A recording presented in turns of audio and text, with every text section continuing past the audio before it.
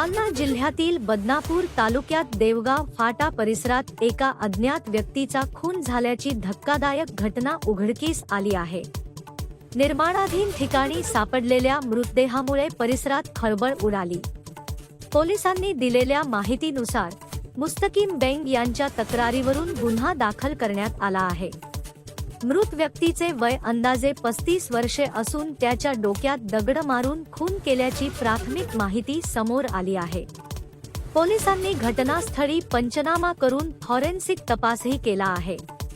आरोपी फरार असून त्याचा शोध सुरू आहे।